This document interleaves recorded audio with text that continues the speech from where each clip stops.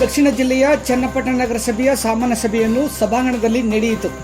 ರಾಷ್ಟ್ರಗೀತೆಯನ್ನು ಹಾಡುವುದರ ಮುಖಾಂತರ ಸಭೆಗೆ ಚಾಲನೆ ನೀಡಿ ಬೆಸ್ಕಾಂ ಎಡಬ್ಲ್ಯೂ ಪುಷ್ಪರ್ ಅವರು ತಮ್ಮ ಕರ್ತವ್ಯವನ್ನು ಸಮರ್ಪಕವಾಗಿ ಮಾಡುತ್ತಿಲ್ಲವೆಂದು ನಗರಸಭಾ ಸದಸ್ಯರಾದ ಸತೀಶ್ ಬಾಬು, ರಫೀಕ್ ಇತರೆ ಸದಸ್ಯರು ಆರೋಪಿಸಿದರು. ಚಿತಾಗಾರ ನಿರ್ಮಾಣವಾಗಿ ವರ್ಷಗಳು ಸಂಧಿ ಹೋಗಿದ್ದು ನಾಗರಿಕರು ನಮ್ಮ ಮರ್ಯಾದೆ ಕಳಿಸಿದ್ದಾರೆ. ಚಿತಾಗಾರಕ್ಕೆ ಚಾಲನೆ ನೀಡಿ ಎಂದು ಸದಸ್ಯ ಮಂಜು ಕಾರವಾಗಿಯೇ ಅಧ್ಯಕ್ಷರು ಹಾಗೂ ಪೌರಾಯುಕ್ತರನ್ನು ಪ್ರಶ್ನಿಸಿದರು. ಸದ್ಯದಲ್ಲೇ ಚಿತಾಗಾರಕ್ಕೆ ಮುಕ್ತಿ ನೀಡಲಾಗುವುದು ಎಂದು ಅಧ್ಯಕ್ಷ ವಾಸಿಲಾಲ್ ಖಾನ್ ತಿಳಿಸಿ, ಚಿತಾಗಾರ ನಿರ್ವಹಣೆಗೆ ಖಾಸಗಿ ವ್ಯಕ್ತಿಯವರಿಗೆ ನೀಡಲು ಸಭೆಯ ಅನುಮತಿ ಕೋರಿದರು.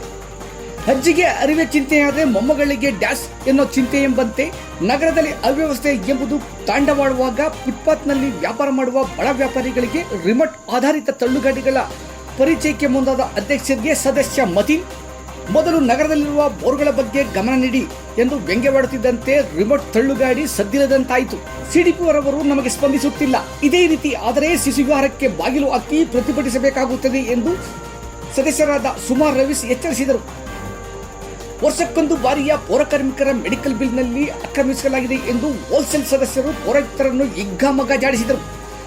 ಮೆಡಿಕಲ್ ಬಿಲ್ಲು 2,44,750 ಎಂದು ಒಂದು ಕಡೆ ನಮೂದಾಗಿದ್ದರೆ, ಅದೇ ಬಿಲ್ನ ಹಣ ಅಂದರೆ 2,44,750 ಮತ್ತೊಂದು ಕಡೆ ದಾಖಲಾಗಿರುವುದರ ಮರ್ಮವೇನು ಎಂದು ಪ್ರಶ್ನಿಸಿದರು. ಕಣ್ತಪ್ಪಿನಿಂದ ಎರಡು ಕಡೆ ಪ್ರಿಂಟ್ ಹಾಕಿದ್ದರೆ ಹೆಚ್ಚುವರಿ ಇದೇ ಮೊತ್ತ ಬರುತ್ತಿರುವುದರಿಂದ ಪೌರಾಯುಕ್ತರೇ ಉತ್ತರ ಕೊಡಿ ಎಂದಾಗ ಹಂಗೋ ಹಿಂಗೋ ಆ ಸಬ್ಜೆಕ್ಟ್ ಅನ್ನು ಜಾಣ್ಮೆಯಿಂದ ತಿರುಗು ಹಾಕಿದರು.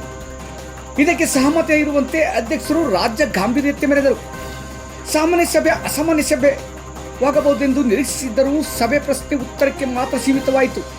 ಸಭೆಯಲ್ಲಿ ಉಪಾಧ್ಯಕ್ಷ ಶ್ರೀನಿವಾಸ ಮೂರ್ತಿಯವರು ಗೈರು ಹಾಜರಾಗಿದ್ದರು.